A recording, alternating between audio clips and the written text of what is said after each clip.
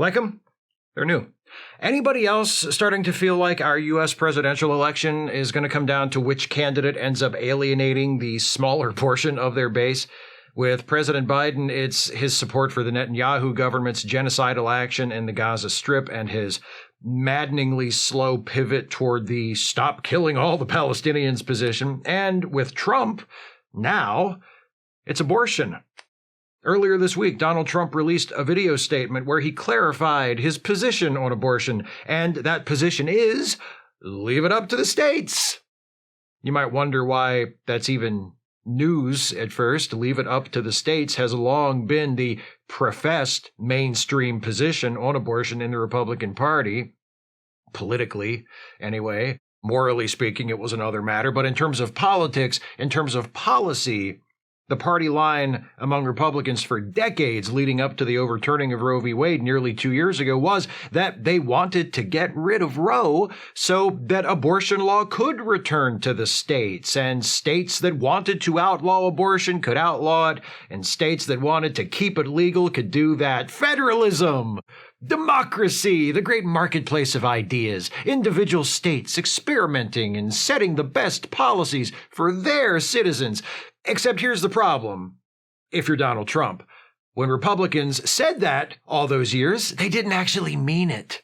Leave it up to the states was just something they claimed to want so that they didn't come across as extremists to the general public when they advocated for getting rid of Roe. If you ever listened to what right-wing anti-abortion activists said when they were just talking amongst themselves and they assumed no one else was paying attention, you knew that repealing Roe and sending the issue back to the states was just step one. Step two was always a nationwide ban on abortion. That's why a bunch of Republicans at various levels of government, local, state, and federal, started trying to drum up support for a federal law outlawing abortion as soon as the decision overturning Roe was handed down.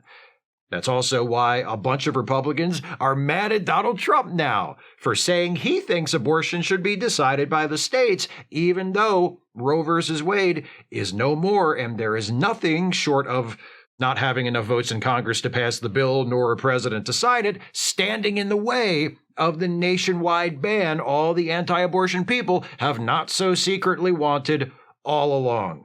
Here's a headline I love to read from Newsweek. Donald Trump faces conservative rebellion over abortion rights remarks. From the article, after Trump teased his announcement on Sunday, Matt Walsh, a right-wing political activist, wrote on X, formerly Twitter, "There is no such thing as abortion rights. Rights are God-given, and God does not give anyone the right under any circumstance to kill children."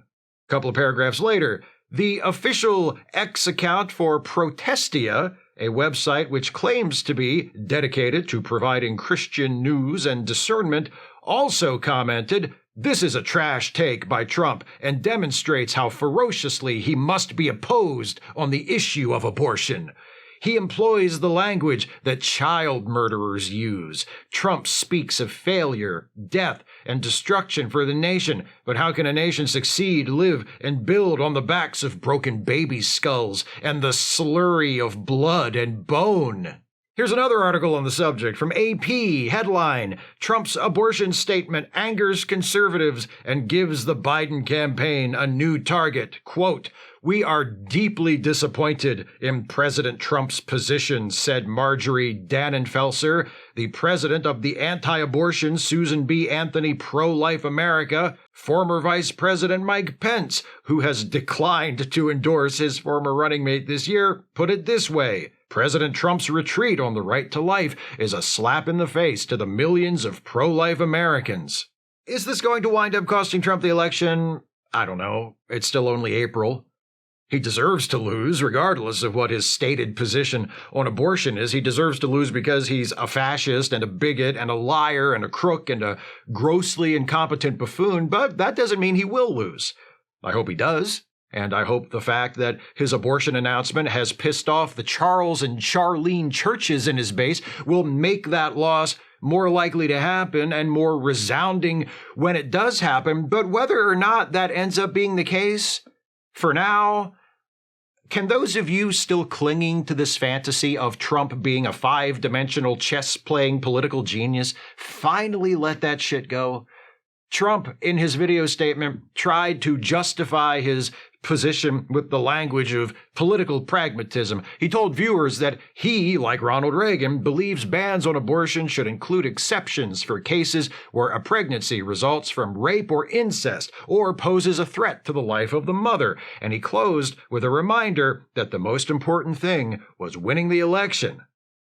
Did he seriously think this statement would help him in the election? Predicting that his announcement of a leave it to the states position on abortion would blow up in his face and earn him scorn from all sides would not have taken a political genius or a psychic. It should have been obvious to Trump or anyone who works on his campaign or anyone who has been halfway paying attention to politics in this country for the last 50 years.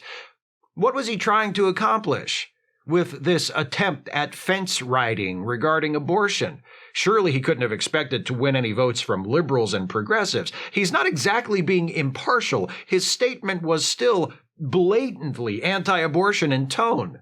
He even went out of his way to fearmonger over late-term abortion and post-birth abortion, both of which the far right is morbidly obsessed with.